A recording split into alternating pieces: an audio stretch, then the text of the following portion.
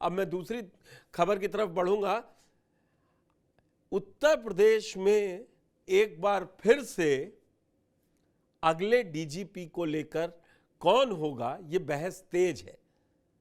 आम लोगों को भले इससे नहीं, लेकिन सियासी गलियारों में, विपक्ष में या कहें सत्ता पक्ष में भी खूब कस के ये बात चल रही है कि जो मौजूदा डीजीपी हैं उनका कार्यकाल 31 मई 2025 को खत्म हो रहा है। अब नया अगला डीजीपी कौन होगा? 20 अप्रैल को अखिलेश यादव ने एक ट्वीट भी किया था और बयान भी दिया था कि मुख्यमंत्री का सजातीय होगा और कार्यवाहक होगा। ऐसा क्यों है, पहले ये रिपोर्ट देखिए और कौन कौन से नाम इस रेस में आगे हैं।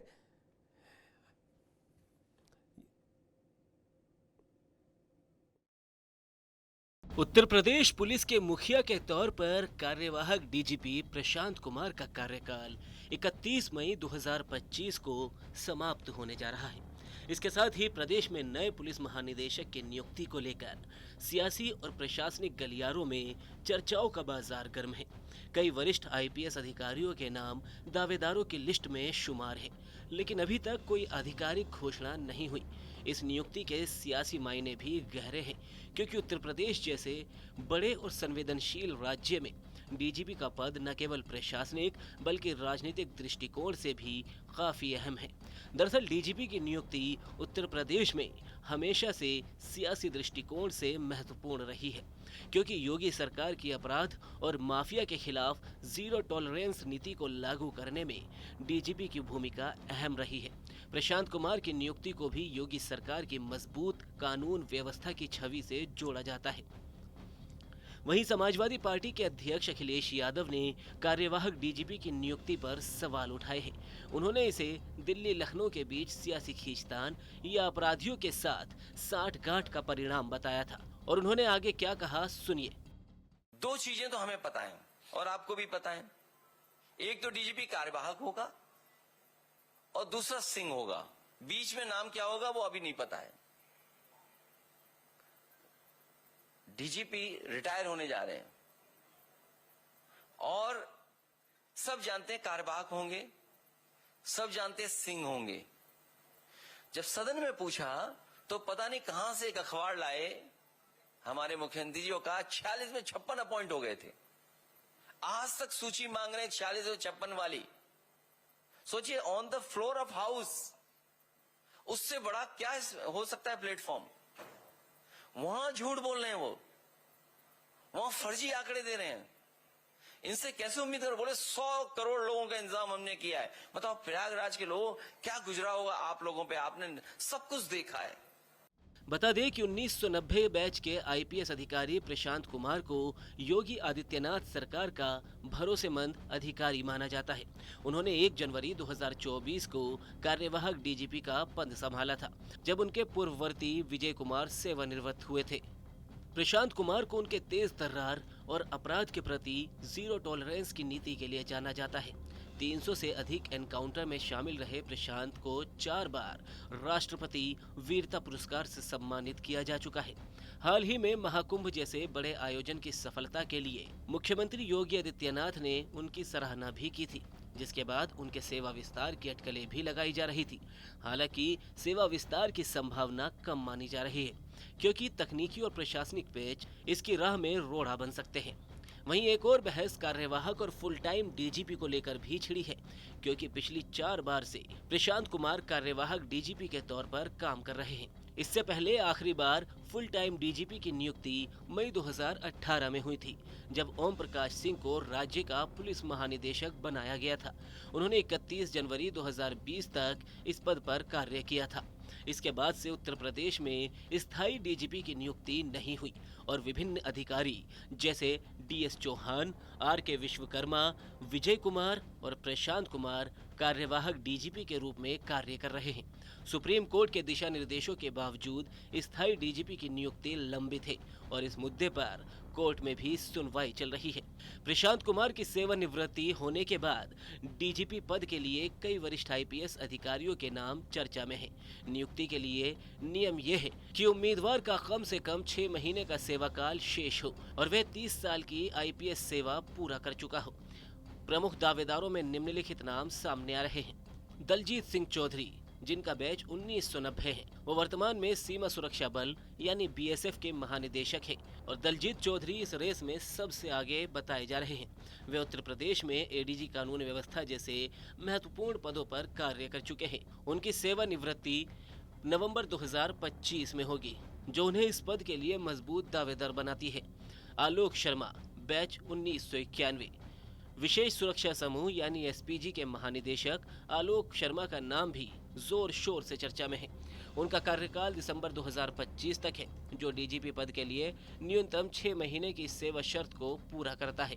राजीव कृष्ण, बैच 1991, उत्तर प्रदेश पुलिस भर्ती एवं प्रोन्नति बोर्ड के अध्यक्ष और डीजी विजिलेंस राजीव कृष्ण की दावेदारी भी मजबूत मानी जा रही है।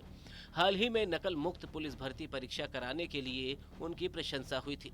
वरिष्ठता की सूची में वे 15वें स्थान पर है, लेकिन कई वरिष्ठ अधिकारियों के रिटायर होने के बाद उनकी संभावनाएं बढ़ गई है। तिलोत्तमा वर्मा, बैच 1990, डीजी प्रशिक्षण तिलोत्तमा वर्मा का भी नाम संभावित दावेदारों में शामिल है। यदि उनकी नियुक्ति होती है तो वे उत्तर प्रदेश की पहली महिला डीजीपी बन सकती हैं। उनके पास लंबा प्रशासनिक अनुभव है, जिसमें सीबीआई में उनकी सेवाएं भी शामिल है। इनके अलावा वरिष्ठता की सूची में अन्य नाम हैं संदीप सानलुके, रेणुका मिश्रा और बीके मौर्य, लेकिन इनकी दावेदारी अपेक्षाकृत कमजोर मानी जा रही है। अब 31 मई 2025 को प्रशांत कुमार के सेवानिवृत्ति होने के साथ ही 3 अन्य डीजी रैंक के अधिकारी पीवी रामाशास्त्री डीजी जेल और संजय एम तरड़े डीजी टेलीकॉम भी रिटायर हो रहे हैं। इसमें वरिष्ठता की सूची में बदलाव होगा और नए नाम सामने आएंगे। यदि प्रशांत कुमार को सेवा विस्तार नहीं मिलता तो जून 2025 तक नया डीजीपी नियुक्त होने की संभावना है। तो कौन होगा यूपी का नया डीजीपी? क्या मौजूदा डीजीपी को एक बार कार्यकाल बढ़ाया जाएगा? और क्या है अखिलेश के दावों में दम? इन सब को समझेंगे वरिष्ठ पत्रकार विजय उपाध्याय जी से। विजय जी, 31 तारीख को क्या होने वाला है? लखनऊ में हैं आप, सियासी गलियारों में रहते हैं, सारी खबर आपके पास रहती है, थोड़ी थोड़ी बताइए दर्शकों को भी। भाई अब बड़ी उत्सुकता बनी रहती है, क्योंकि अखिलेश यादव अलग अलग तरीके का, आपने सुना क्या आरोप लगाए हैं? नहीं, ठीक है, अखिलेश यादव जी एक नैरेटिव क्रिएट कर रहे हैं, वो उनको करना भी चाहिए, और राजनीति कर रहे हैं तो जाहिर है वो अपने तरीके से पॉलिटिक्स करेंगे। लेकिन उत्तर प्रदेश में भी जो फैसले हैं उतने ही सीक्रेटली होते हैं जितना भारतीय जनता पार्टी या केंद्र सरकार करती है। तो ये अंदाजा लगाना तो भी बड़ा टफ है, बहुत मुश्किल है। लेकिन एक नया डीजीपी जो भी होगा बहुत कॉम्पिटेंट उसको किया जाएगा और मुख्यमंत्री जी के साथ उसका कोऑर्डिनेशन बहुत अच्छा हो, यानी वो एक अच्छा जो मुख्यमंत्री जी की मंशा है लॉ एंड ऑर्डर को लेकर और जिस तरीके का पिछले 8 सालों में काम हुआ है उसी को आगे कैसे वो आगे बढ़े, इसका सबसे ज्यादा ध्यान होगा। इसीलिए उत्तर प्रदेश में कार्यवाहक डीजीपी की व्यवस्था चल रही है, ताकि मुख्यमंत्री जी के जो निर्देश हो वो अक्षरशः पालन हो और सही तरीके से पालन हो सके। बाकी चीजें गौड़ हैं। मुझे लगता है कि कानून व्यवस्था ही योगी जी की राजनीतिक ताकत है और उसको वो किसी भी रूप में छोड़ना नहीं चाहेंगे, बल्कि उसे मजबूत करना चाहेंगे। इसीलिए जो भी डीजीपी होगा वो कमिटेड टू गवर्नमेंट और कमिटेड टू सीएम होगा। इसके यही एक पैरामीटर है। अब उसमें कई पेंच भी हैं, जैसे सुप्रीम कोर्ट में भी मामला है और इसके लिए एक जो नियुक्ति की कैबिनेट कमेटी है उसके द्वारा होगा। केंद्र सरकार का भी इसमें कुछ थोड़ा बहुत रोल होता है, उसके पैनल भेज के वहां से अप्रूवल लिया जाएगा। तो कई 2-3 ऑप्शन, लेकिन सुप्रीम कोर्ट का जो पेंच है वो बहुत महत्वपूर्ण है, उसको भी ये वाली खबर नहीं। जो खबर इस समय गलियारे में, ये तो बताइए, यूपीएससी को नाम भेज के पैनल को नाम भेज, वहां भी नाम नहीं भेजा गया। भाई आज 13 तारीख तो हो ही गई ना, 14 तारीख। दूसरा, अभी तक जो नया नियमावली बनी थी कि कमेटी का गठन होगा, वो नाम सुझाएगा तभी होगा, कैबिनेट कमेटी उसके सदस्य अभी तक नहीं बने हैं।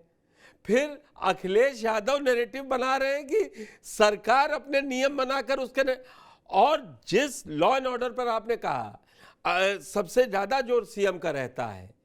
फिर उस लॉ एंड ऑर्डर में कार्यवाहक डीजीपी क्यों 2018 के बाद से अब तक क्यों नहीं परमानेंट डीजीपी? नहीं, देखिए, काबिल आदमी मतलब जो कॉम्पिटेंट, ज्यादा कॉम्पिटेंट, या कॉम्पिटेंट तो सभी हैं, लेकिन उसमें से ज्यादा कॉम्पिटेंसी किसमें है? कौन त्वरित फैसले लेकर उसको लागू कर पाता है? देखिए, दो तरीके के अफसर होते हैं। एक अफसर कागजों में बड़े मजबूत होते हैं और उसमें देखते हैं कि इसमें कोई समस्या तो नहीं है और वो काफी जूझते रहते हैं फाइलों को लेकर।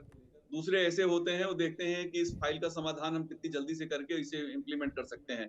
क्राइम के मामले में भी यही है। अगर कोई घटना है, उसमें आप त्वरित कार्रवाई करना चाहते हैं तो कैसे कर पाएंगे? काबिल अफसरों में कई लोग हैं जिनके नाम लिए जा सकते हैं, और अभी जैसे मीडिया में जो कयासबाजी चल रही है, दलजीत सिंह चौधरी की भी है, एम के बासल की भी चल रही है, लेकिन राजीव कृष्ण जैसे लोग हैं जो बहुत ही कॉम्पिटेंट हैं। तिलोत्तमा वर्मा को भी बनाया जा सकता है, या किसी उसमें एक अलग तरीके का संदेश भी शामिल होता है। तो कई कई कई तरीके के इसमें संभावनाएं हैं, मतलब और मैं उसमें आपसे अगर पॉलिटिक्स भी है। समझूं तो कॉम्पिटेंसी ज्यादा हो गई है क्या उत्तर प्रदेश के आईपीएस में पिछले अगर कहें 8 सालों में, कि अब इतने नाम है कि किसको दिया जाए ये पद? नहीं, सवाल यह है कि सरकार किस दिशा में चीजों को ले जाना चाहती है। एक तो चुनाव नजदीक है, 2 साल 2.5 साल चुनाव है, बल्कि 2 ही साल रह गए हैं उत्तर प्रदेश का अब 2 चुनाव। साल रह गए, तो उल्टी गिनती है हर दिन। जी, तो इसलिए कई चीजों को देखना पड़ेगा। अब ये देखना पड़ेगा कि मुख्यमंत्री जी की अपनी प्रायोरिटी क्या है। क्या, देखिए, अखिलेश ने जितना आरोप लगा दिया उस हिसाब से तो जाहिर है कि क्षत्रियो को अगर वो ला के बैठा देंगे किसी भी, भले वो कितना भी कॉम्पिटेंट हो, कितना भी ऑनेस्ट हो, तो एक पॉलिटिकल मैसेज खराब हो जाएगा। अगर कई बार ऐसा होता है कि सरकार इसकी चिंता नहीं करती, ठीक है, आप आरोप लगाते रहें, हम कॉम्पिटेंट आदमी को ही वहां रखेंगे, तो हो सकता है उस तरह से डिसीजन ले लें। अदरवाइज तो मुझे लगता है कि कई नाम इसमें, देखिए, कुछ नाम ऐसे हैं जो ज्यादा चर्चा, जैसे रेणुका मिश्रा तो भी भर्ती बोर्ड से वो चेयरमैन थी, वहां से हटाई गई, तो उनका नाम मगर तो कहीं उसमें भी चर्चा में बड़ा हुई नहीं। विवाद हुआ था रेणुका मिश्रा के नाम पे, बहुत विवाद था जाहिर उसमें बात है। तो नहीं, देखिए, कुछ लोग पॉलिटिकल चीजें, देखिए, डेमोक्रेसी की प्रॉब्लम, मल्टी पार्टी सिस्टम है, विपक्ष का काम है सरकार को काम न करने देना। एक ही मोटो है पिछले 70 के बाद से, जो विपक्ष है उसका एक ही मोटो है कि हम किसी भी तरीके से सरकार को, और किसी की जरूरत नहीं है। ये पार्टियां अपने दल के भीतर निष्पक्ष चुनाव कभी नहीं कराती हैं, लेकिन देश में निष्पक्ष चुनाव की मांग करती हैं। एक विरोधाभासी माहौल है हमारे देश में, तो ये कोशिश इनकी इस यही पे रहती है कि इस सरकार पे को अगले क्या किसी दिन एडवाइस दें डिबेट कि करेंगे कि यूपी बीजेपी का अध्यक्ष आप किसको बनवा रहे हैं सियासी गलियारों में, वहां क्या चर्चा है वो तो अभी टाल दिया गया है, तो ये सवाल नहीं। अभी तो अब सबसे बड़ा सवाल यही है। दलजीत चौधरी जी का नाम आपने लिया, वो बीएसएफ के डीजी हैं और इस समय बीएसएफ कितना इंपॉर्टेंट है। अब फिर वहां नए आदमी की पोस्टिंग या यहाँ उनको भेजना, फिर वही आप जो कह रहे हैं ना कि ये उसमें एक ही पॉइंट है कि सरकार चाहती क्या है और वो कमिटेड टू सीएम। निश्चित तौर पे सिर्फ यही पैरामीटर है, इसके अलावा और कोई पैरामीटर नहीं है। जो परिस्थितियां उत्तर प्रदेश की राजनीति की हैं और जिस तरीके से विपक्ष ने नैरेटिव क्रिएट किया है, जिसका आपने अखिलेश जी की जो बाइट दिखाई, उन्होंने तो खुलेआम और भी इससे आगे जाके बहुत सी बातें कही हैं। और ये उत्तर प्रदेश में ये सबसे ज्यादा तीखा, मतलब ब्रह्मास्त्र है उत्तर प्रदेश की राजनीति का, कि मुख्यमंत्री को पे चस्पा कर देना कि वो जातिवादी। और ये इससे सबसे ज्यादा नुकसान हो जाता है, क्योंकि बाकी सारी अब तो जातीय जनगणना भी होनी है, तो सारी जातियां एक तरीके से खिलाफ हो जाती हैं। तो ये यही कोशिश अपोजिशन की है, और अपोजिशन खुद इसी का मार खाया हुआ है, क्योंकि 12 से 17 के बीच में अखिलेश पे ऐसे ही आरोप लगे थे। लास्ट में एक छोटा सा आंसर अगर आप देना चाहें, आपको क्या लग रहा है, अखिलेश की बातों को हटा के बनेगा या अखिलेश की बात सच हो जाएगी कि दो बातें तय हैं, कार्यवाहक और सिंह? देखिए, अखिलेश की बातों का दबाव तो रहेगा, और 4-5 बार सोचना पड़ेगा सरकार को इस पे फैसला लेने के लिए। और मुझे लगता है कि अगर वो ऐसा कोई फैसला लेते हैं तो उन्हें उसका जस्टिफिकेशन भी सरकार की तरफ से शायद दे सकती है, अगर इस तरह का कोई फैसला होता है।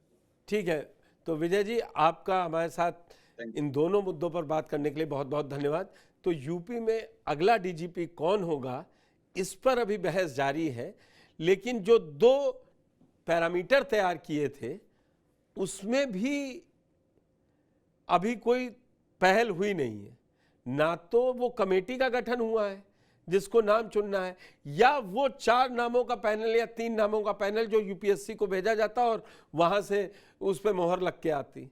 तो अभी 31 तक ये अगला डीजीपी कौन होगा, ये रोलर कोस्टर चलता रहेगा।